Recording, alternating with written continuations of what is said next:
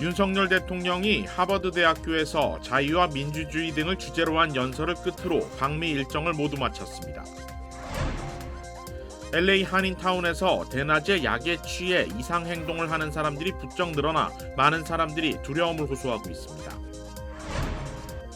달리던 차에 불이 붙은 줄 모르고 차를 몰던 80대 운전자가 극적으로 구출되는 영상이 공개됐습니다. 40대 아시안 여성이 남자친구의 6살 딸을 살해 유기한 혐의로 체포됐습니다. 시카고의 한 프랜차이즈 치킨 매장에서 직원이 월급을 받지 못했다며 식자재를 바닥에 버리고 업소 내 현금을 훔치는 등 난동을 부리는 영상이 공개됐습니다.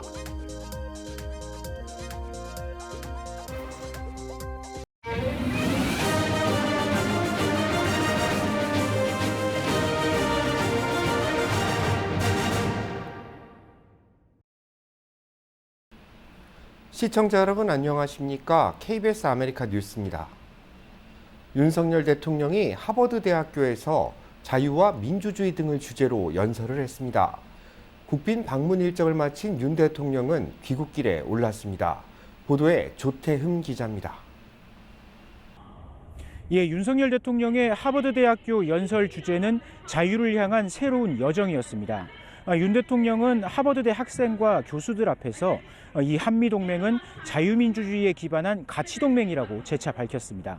그런데 자유와 민주주의가 허위선동과 가짜뉴스 등으로 위협받고 있다면서 용기와 연대로 지키자고 했고요. 다른 나라의 자유를 존중하지 않는 우크라이나 침공에도 국제사회가 연대로 대응해야 한다고 했습니다.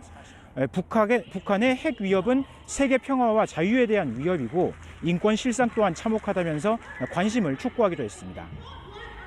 이곳에는 대학과 연구기관 또 기업과 금융기관이 모여서 일자리와 경제적 가치를 창출하는 이른바 보스턴 클러스터가 있습니다. 윤 대통령은 보스턴 클러스터 관계자들과 클러스터의 성공 요인과 정부 정책 방향 등을 논의했습니다. 우리도 이 같은 혁신특구 조선 방안을 수립할 거라고 대통령실은 밝혔습니다. 윤 대통령은 매사추세츠 공과대학 MIT에서 디지털 바이오 석학과도 만나 공학과 의학, 디지털 기술 융합 방안에 대한 의견도 들었습니다. 예, 조금 전에 하버드대 연설을 끝으로 공식 일정은 모두 마무리됐습니다. 대통령실은 동맹의 지난 60년 성과를 돌아보고 향후 70년의 비전을 설계하는 자리였다라고 이번 국빈 방미를 자평했습니다. 대통령실이 최대 성과로 꼽은 건 한미 정상회담에서 채택된 확장 억제 강화 방안 워싱턴 선언인데요. 제2의 한미 상호 방위 조약이라고 표현했습니다. 미국이 개별 국가에 문서로 확장 억제를 약속한 건 처음이다. 한국에 대한 미국의 핵 방어 의지는 명확하다고 했습니다. 사실상의 핵 공유다, 아니다. 우리와 미국 측이 온도 차이를 보이는 듯하다는 지적에는 실효성이 중요하지 용어에 집착할 필요 없다고 밝혔습니다. 워싱턴 선언을 두고는 중국이 관영 매체를 통해 반발하기도 했는데요. 이런 논란과 주변 국가와의 상황 관리는 귀국 뒤에 숙제가 될 걸로 보입니다. 지금까지 미국 보스턴에서 KBS 뉴스 조태영입니다. 다음 주 연방준비제도의 기준금리 결정을 앞두고 물가지표가 발표됐습니다. 에너지와 식품을 제외한 근원 물가의 상승 압력이 여전히 높은 것으로 나타났습니다. 한보경 기자가 보도합니다. 미국의 지난달 개인 소비 지출, 이른바 PCE 가격 지수는 1년 전보다 4.2%가 상승했습니다.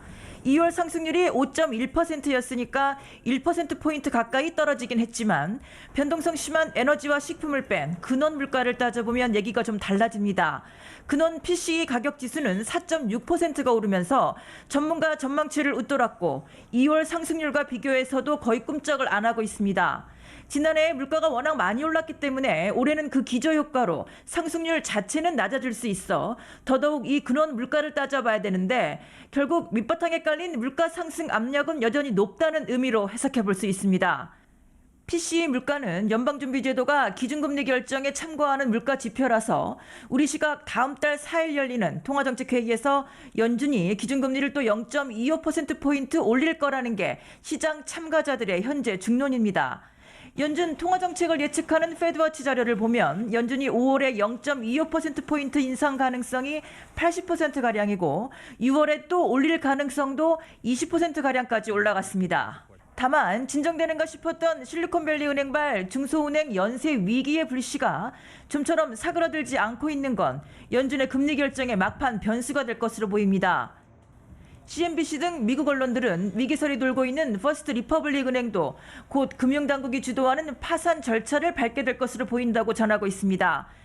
파산설이 퍼지면서 퍼스트 리퍼블릭 은행 주가는 오늘도 40% 넘게 폭락했습니다. 뉴욕에서 KBS 뉴스 한부경입니다. LA 한인타운을 걷다 보면 꼭 좀비처럼 제자리에 서 있는 사람들이 있습니다. 마약에 취해 이상 행동을 하는 것인데 한인들은 이들을 보고 두려움을 느끼고 있다고 합니다. 김경일 기자가 취재했습니다. 상업용 건물이 밀집한 LA 한인타운 윌셔 거리입니다. 한 남성이 허리를 숙인 채 아드모어길 횡단보도 중간에 서 있습니다. 남성은 한 자리에서 같은 자세로 20여 분 서 있었고 횡단보도를 건너는 사람들은 남성을 피해 지나갑니다. 바로 옆 한인 음식점 앞에서는 남성이 바지를 무릎까지 내린 채 걸어다니는 사람들 앞에서 음란 행위를 합니다. 대낮 LA 한인타운에서 벌어지고 있는 일입니다. 한인들은 최근 길거리에서 이상행동을 하는 사람들이 부쩍 늘어나자 불안한 마음을 감추지 못했습니다. 소름이 돋죠. 무섭죠. 왜냐하면 전 사실 한국 사람이라서 그렇게 자주 목격을 했던 광경도 아니고 미국에서 유학을 하면서 처음 알게 된 건데 좀 사람 같지 않죠. 가까이 다가갈 때 좀 조심스럽죠. 갑자기 덮치거나 할 수도 있으니까 그런 점. 저는 굉장히 무섭죠. 제가 지금 저쪽 다운타운 그 우범지대에 사는데 거기는 완전히 뭐 홈레스 피플도 많고 그리고 또 그 마약하는 사람들 점점 더 이쪽으로 내려오는 것 같아요. 근데 지금 다운타운은 굉장히 위험하거든요. 저는 정말 생명을 걸고 사는데 참 두렵고 무서워요. 이제 코리아타운도 안전지대가 아닌 것 같아요. 예. 한인들은 이상행동을 하는 사람들을 볼 때 두려움도 있지만 한편으로는 불쌍한 마음도 든다며 안전한 거리를 위해서라도 경찰의 순찰 강화와 이들을 위한 치료 등 적절한 조치가 필요하다고 말했습니다. 좀 마음이 아프죠. 좀 구제해주고 싶은 생각도 있고 이걸 뭐 제일 심각한 문제인데 마약으로 인해서 빨리 이게 퇴치가 돼서 좀 나라를 좀 더 발전을 시키고 이런 사람을 위해서 좀 뭘 마련을 한다든가. 한인들은 팬데믹 이전엔 볼 수 없었던 이상행동을 하는 사람들을 최근에는 쉽게 볼 수 있다며 조속한 대책이 필요하다고 지적했습니다. KBS 뉴스 김경일입니다. 달리던 차에 불이 붙은 줄 모르고 차를 몰던 80대 운전자가 극적으로 구출되는 영상이 공개됐습니다. 불꽃을 튀기며 질주하는 자동차 뒤를 경찰차가 바짝 쫓습니다. 불꽃은 이내 대형 화재로 번지며 차량을 휘감아버립니다. 차에서 흘러내린 휘발유는 불길을 만들었고 경찰차는 이를 피해 조심스레 차량에 접근합니다. 경찰차에서 뛰어내린 경관은 불이 붙은 차에서 탈출하려는 운전자를 구조합니다. 사고는 지난 25일 밤 9시쯤 위스콘신주 케노셔의 한적한 도로에서 발생했습니다. 미니밴의 뒷바퀴 바람이 빠지며 휠과 도로의 마찰로 불꽃이 붙었고 결국 화재로 이어진 겁니다. 차량에 타고 있던 운전자는 올해 84살의 도널드 슈멜링으로 전해졌습니다. 운전자는 차바퀴에 펑크가 난 사실을 인지했지만 화재로 이어질지 몰라 집으로 가려고 했다고 진술했습니다. 운전자와 경찰 모두 큰 부상을 입지는 않은 것으로 확인됐습니다. 40대 아시안 여성이 남자친구의 6살 딸을 살해 유기한 혐의로 체포됐습니다. 보도에 윤범수 기자입니다. 조용한 주택가. 한 여성이 수레에 양동이를 싣고 걸어가는 모습이 보입니다. 아직 잠들기 전 시간대라 여성을 지나치는 차량도 보입니다. 다음 날 아침 한 남성이 자신의 6살 딸이 사라졌다며 경찰에 실종 신고했습니다. 경찰이 가장 먼저 찾은 곳은 아빠와 딸이 살던 집에서 불과 한 블록 떨어진 딸의 생모가 살고 있던 집이었습니다. Upon arriving at that location, they located best to be able to describe it, maybe a 10-gallon bucket. It's a chlorine bucket, large. When they opened up that bucket, they found the 60-year-old deceased inside that bucket. 바로 전날 밤 화면 속 여성이 끌고 가던 그 양동이였습니다. 올해 43살의 아시아계 여성 분락 헤나 랜더는 남자친구의 6살 딸을 폭행한 뒤 목 졸라 살해하고 시신을 생모의 집에 유기한 혐의로 경찰에 체포됐습니다. 경찰은 자세한 범행 동기를 조사 중이며 이번 사건에 생부와 생모는 연루되지 않았다고 밝혔습니다. 어딘가 불편한지 모자를 벗어 부채질을 하는 스쿨버스 운전사. 이어 무전을 취해 어지럽다며 버스를 세우겠다고 말합니다. 잠시 후 운전대를 잡은 손이 풀리며 운전사가 의식을 잃었습니다. 버스가 중앙선을 넘어가는 위태로운 순간 뒤에 앉아있던 한 학생이 뛰쳐나와 핸들을 잡고 발로 브레이크를 밟습니다.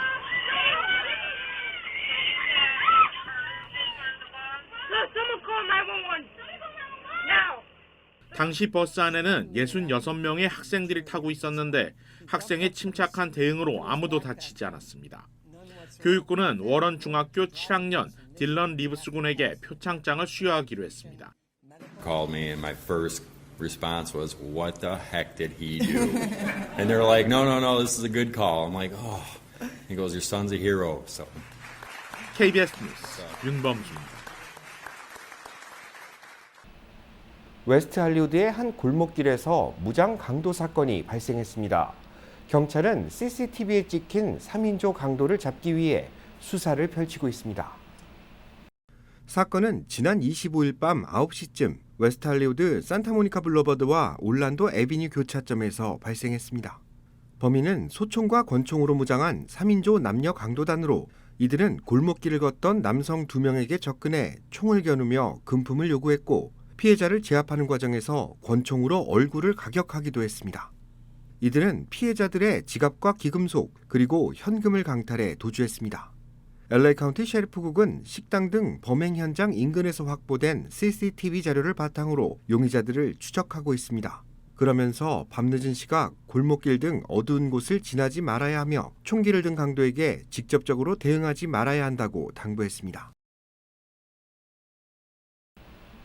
파파이스 직원이 업소 안에 있던 닭을 땅에 내던지는 등 난동을 부리는 사건이 벌어졌습니다.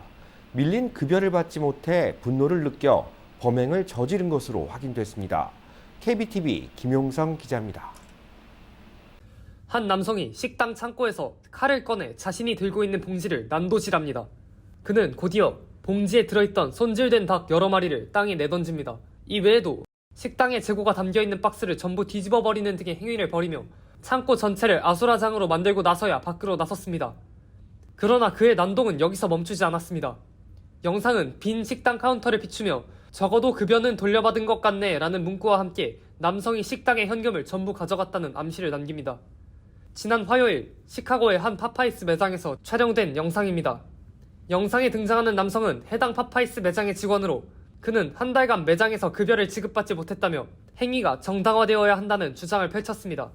그는 생닭과 감자튀김 등의 식당 재고를 전부 창고 바닥에 버리거나 쓰레기통을 뒤집어버리는 등의 행동 외에도 식당 카운터의 현금을 전부 가져감과 동시에 계산대의 전선을 전부 끊어버리는 범행을 저질렀습니다. 영상은 틱톡에 업로드된과 동시에 폭발적인 반응을 받았습니다. 누리꾼들은 한 달간 급여를 못 받았으면 그럴만도 하다 등 그를 동정하는 의견과 정말 복수를 원했다면 변호사를 선임해 매장을 고소하면 됐을 것 등 그를 비판하는 의견으로 나뉘었습니다. 현재 영상은 10만 조회수를 돌파했습니다. 영상 속 남성과 영상을 촬영한 여성이 체포되었는지는 밝혀지지 않았습니다. KBTV 뉴스 김용성입니다. 경찰에 체포되던 용의자가 경관의 손가락을 물어뜯는 사건이 발생했습니다. LA 경찰국은 어제 오전 10시 15분쯤 마약을 소지한 채 메트로 레드라인에 탑승하려던 용의자를 체포하는 과정에서 경관 한 명이 심각한 부상을 입었다고 밝혔습니다. 경찰의 제지에 불응하던 용의자가 몸싸움을 벌이는 과정에서 한 경관의 손가락을 물어뜯은 것인데 피해를 입은 경관은 인근 병원으로 이송돼 봉합 수술을 받은 것으로 전해졌습니다. 경찰에게 폭력을 행사한 용의자는 공무집행방해와 신체 상해 혐의 등으로 체포됐습니다. LAPD는 대중교통 보안 강화를 위해 순찰을 대폭 늘릴 예정이라고 밝혔습니다. 한국의 가장 오랜 역사를 간직한 미술단체인 신기회 작가들이 LA에서 전시회를 열었습니다. 박시몬 기자가 전시회를 다녀왔습니다. 한국 최초의 미술단체 신기회가 LA에서 전시회를 열고 있습니다. 이번 전시회는 한국 일상생활에서 많이 볼 수 있는 상황들을 캔버스에 옮겨놓은 작품들로 미국에 살고 있는 한인들에게 고향의 정취를 느낄 수 있게 합니다. 특히 꽃과 물, 나무 등 자연을 표현한 작품부터 인물과 거리 등 우리 생활과 밀접한 관계를 맺고 있는 내용들은 복잡한 현대 생활을 살고 있는 우리에게 또 다른 의미를 부여하고 있습니다. 다양한 작가들의 어떤 아카데믹한 그런 기법 모든 거를 염나하고 있고 작가들의 그 성향도 각자 다르지만 어떤 일맥 그 비슷한 그런 공통점이 있다고 생각해요. 1957년 시작된 신기회는 6.25 전쟁 직후 서울 시내 중고등학교 미술교사들을 중심으로 형성돼 현재까지 66년 동안 명맥을 이어오고 있습니다. 특히 이번 전시회는 가장 오래된 단체의 전시회인 만큼 원로 작가들을 중심으로 기본기에 충실한 사실적인 작품들을 선보이고 있습니다. 우리 정말 90세 넘으신 분이 지금 여러분이 참여를 해주셨는데 제가 그분들을 기억을 하면 그 야외 사생을 나갔거나 한국의 정서를 듬뿍 가지고 온 것 같은 그런 느낌이 들어서 한편 신기회의 전시회와 함께 한국현대미술 LA 아트 페스티벌이라는 이름의 전시회도 부수전으로 열리고 있습니다. 두 개의 전시회는 한인타운 파크뷰 갤러리에서 5월 1일까지 열립니다. KBS 뉴스 박시몬입니다. 뉴저지 팰리세이즈 팍의 길거리 주차 요금이 인상될 계획입니다. 하지만 주민들은 이런 사실을 잘 모르고 있다고 합니다. KBTV 김은지 기자가 취재했습니다. 팰리세이즈 팍 타운의회는 지난 월요일 진행된 원래회의에서 다음 달부터 길거리 주차 시 요금을 2배로 인상하는 조례안을 통과시켰습니다. 이에 따라 펠팍 미터 파킹 요금은 현재 30분당 25센트에서 15분당 25센트로 2배가 될 예정입니다. 펠팍타운 정부는 다음 달 초부터 인상이 적용될 것이라고 밝혔을 뿐 정확한 시행 날짜는 아직까지 공개하지 않았습니다. 주차요금 인상안은 통과됐지만 이에 대한 공지가 부족한 상황이라 적지 않은 주민들의 혼란이 예상됩니다.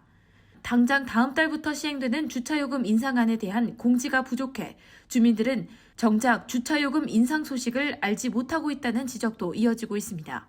다만 펠팍의 경우 저녁 9시까지 길거리 주차요금을 받기 때문에 저녁 6시까지만 요금을 매기는 포트리 등 타 지역에 비해 주차 적용 시간이 길다는 지적에 요금까지 인상하냐는 비판도 제기되고 있는 상황입니다. 현재 팰리세이즈 팍 길거리 주차요금은 월요일부터 토요일 오전 10시부터 저녁 9시까지 운영되고 있습니다. KBTV 뉴스 김은지입니다. 한 주간 증권 상황을 돌아보고 다음 한 주를 전망하는 주간 증시 브리핑 시간. 아티스 캐피탈 김재환 대표 나오셨습니다. 안녕하세요. 네, 안녕하십니까. 네, 이번 주는 박스권을 유지하다가 어제 오늘 올라서 또 상승세를 보였는데 시장은 관망세를 좀 유지하는 모습이죠. 어떻게 보셨습니까? 일단 이제 이번 주는 이제 지난주를 6주 만에 처음 이제 하락한 주로 마무리한 후 한 주 만에 다시 이제 반등세로 돌아섰습니다. 그러니까 지난주 3대 지수가 나란히 거의 뭐 0.2%, 0.3% 찔끔 떨어지는 거에 그쳤는데 이번 주 같은 경우는 뭐 소폭 상승했습니다. 일단 가장 크게 오른 내스닥이 한 1.2% 정도 올랐고요. 나머지 이제 다우존스하고 S&P 500 같은 경우는 0.8%를 반등했습니다. 그럼 지난주 떨어졌던 거를 다 메이크업하고도 조금 더 추가 상승했다는 얘기인데 이렇게 되고 특히 이제 이번 주 같은 경우는 어떻게 보면은 이제 1,011개의 기업들이 실적 발표를 다 했습니다. 그 중에서 S&P 500에 포함되어 있는 35%에 달하는 기업들도 실적 발표를 완료했습니다. 그러니까 엄청난 기업들의 실적들이 쏟아져 나왔다는 얘기인데 다음 주는 어떻게 보면은 1,600 기업들이 이제 실적 발표가 완전히 쏟아져 나오는 그런 분위기입니다. 거기다 더해서 이제 팽 주식들 중 마지막 남아있는 애플이죠. 이제 애플의 실적 결과가 이제 5월 4일 날 목요일 날 발표되는 날입니다. 네, 지금 발표된 빅텍들의 실적들 어땠습니까? 뭐 현재까지 이제 빅텍들 중에 특히 이제 팽 주식들의 이제 성적표를 보게 됐을 때는 5개 회사들 중에서 넷플릭스만 요거 하나만 제외하고 수익은 잘 나왔는데 매출은 못 나왔어요. 그거 하나 제외한 나머지 4개 회사들은 수익도 잘 나왔고 매출도 좋았습니다. 일단 실적 호재를 다 기록했습니다. 그럼에도 불구하고 막상 이제 주식 가격을 봤을 때는 오늘 아마존이죠. 아마존하고 알파벳 같은 경우는 이제 하락세로 떨어졌고, 메타하고 마이크로소프트가 상승세를 주도하면서 랠리 모드를 주도했는데, 마이크로소프트는 이제 그 실적 호조와 함께 1년 최고치까지 반등을 했고, 또 어제 메타 같은 경우는 14개월 최고치로 반등을 했습니다. 그리고 이제 메타는 특히 이제 작년 11월 달에 11월 초에 7년 2개월 최저치까지 완전히 폭락을 해서 추락한 이후로 5개월 반 동안에 무려 173%가 폭등했습니다. 그리고 이제 올해 들어서만 99%가 오른 거죠. 이제 그럼에도 불구하고 2021년 9월 최고치에서 사상 최고치와 비교했을 때는 아직까지도 37% 정도가 폭락해 있는 상태입니다. 그러니까 그동안에 2021년 9월 달부터 시작해서 작년 10월 달까지, 11월 달까지 거의 77%가 완전히 초토화가 됐었다는 얘기였었죠. 네, 다음 주에도 금리 인상 가능성도 나오고 있는데 어떻게 될까요? 일단은 이제 발표된 경제 지표들이 상당히 애매한 경우가 많습니다. 일단은 뭐냐면은 이제 개인 소비 지수 오늘 나온 것들도 어떻게 보면은 22개월 만에 최소 폭 상승으로 이제 기록했는데, 오름세가 둔화되고 있다는 거는 맞아요. 그리고 이제 뭐 GDP 성장률은 1.1%가 나왔습니다. 2% 성장 예상에. 그러면은 예상치의 절반밖에 되지 않습니다. 그러니까 그만큼 확실한 경기 둔화를 나타내고 있는 거고, 신규 실업수당 청구 건수는 이제 3주 만에 감소세로 전환했습니다. 2주 연속 늘어나다가 3주 만에 감소세로 전환했기 때문에 아직까지 이 개인 소비 지수들도 마찬가지고 4.6% 정도를 기록했으니까 인플레이션 목표치는 2%보다는 2배 이상 아직 높아 있는 상태입니다. 그러니까 결과적으로 이제 계속 연준에서는 이제 물가 잡는 게 최고 우선책으로 이제 꼽고 있기 때문에 다음 주 이제 베이비 스텝 인상 가능성이 지난주에 이어서 이번 주도 여전히 85%대를 유지하고 있습니다. 그리고 이제 6월 달 베이비 스텝, 또 다른 베이비 스텝 가능성은 20%고, 6월 달 동결 가능성은 70%입니다. 그러면은 나머지 10%는 금리 인하 가능성은 10%밖에 되지 않는다는 얘기입니다. 거기다 더해서 어떻게 보면은 내년 1월 달 기준금리를 봤을 때는 지금 4에서 4.25% 정도를 예상하고 있습니다. 이제 이거는 결국 무슨 얘기냐면은 다음 주 베이비 스텝 금리 인상이 되게 됐을 때는 5에서 5.25%가 기준금리가 되는데, 거기서 1%가 떨어진 4에서 4.25%를 예상한다는 얘기는 앞으로 1월 달 전까지 4번 정도, 3번, 4번 정도의 금리 인하 가능성까지도 암시하고 있다는 얘기죠. 다음 한 주도 굉장히 중요할 것 같습니다. 오늘 말씀 감사합니다. 네, 감사합니다.